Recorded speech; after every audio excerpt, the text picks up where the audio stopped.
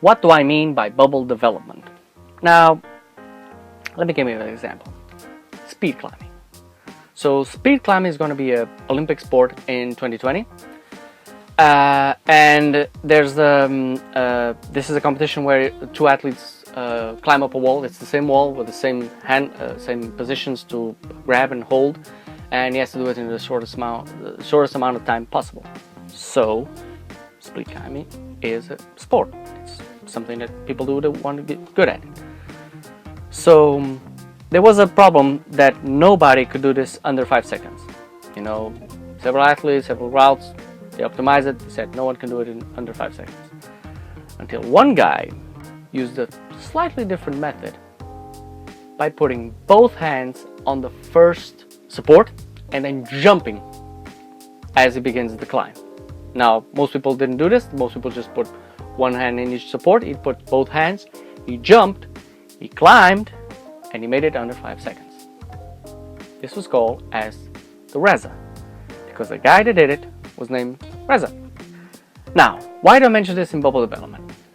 Because when Reza did that, every other climber did that. You know, every other climber tried to do that because it's an optimal way to do sport. So why is it that game developers, when they're developing a game, decide to go against something that is known and tried and works? This is my point.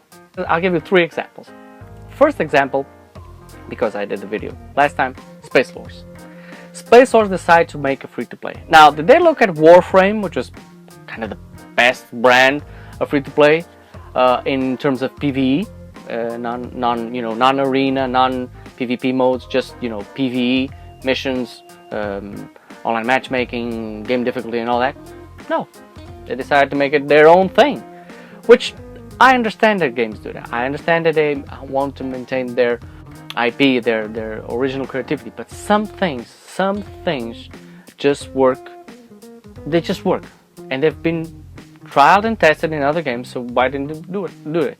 One of these things is, of course, private matchmaking. You know, Warframe has private matchmaking. You can do it solo. You can do it with 2 or 3 or 4. You can do whatever you like. Space Force doesn't have that. You have automatically and ultimately do it always with 4 players. There's other small examples, like if you die without ammo, you revive with ammo. Something that Space Force doesn't do. If you fall off a cliff and you come back, you don't waste a life.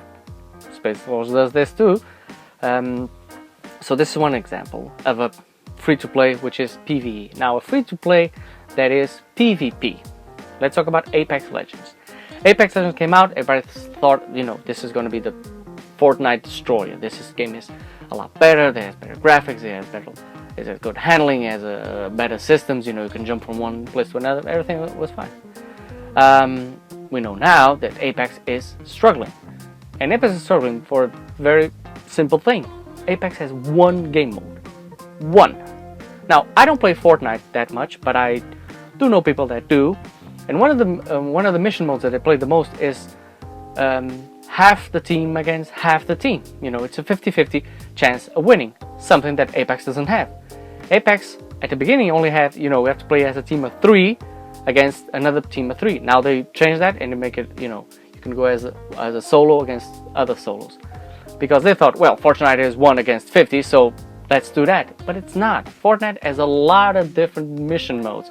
It has double modes. It has battalions. It has squads. It has of course, the Battle Royale. But it offers a lot more diversity to a player who might be, not actually super cool or super good at PvP, at facing counters, and just want to have fun with his friends. So that's another thing. Bubble development. They decided to develop that without looking at the competition. And lastly, let's talk about the big one, Anthem. As we all know now, when Anthem was developed, it was going to be a looter shooter. It was going to destroy the world of looter shooters. It's going to be the best looter shooter in the world. Tons of money, years and years of preparation. I think it was 5 years of development. And now we all know that the game was developed in like 1 year and a half. The real game. And why did it ultimately fail? Because no one could say the word Destiny on minis.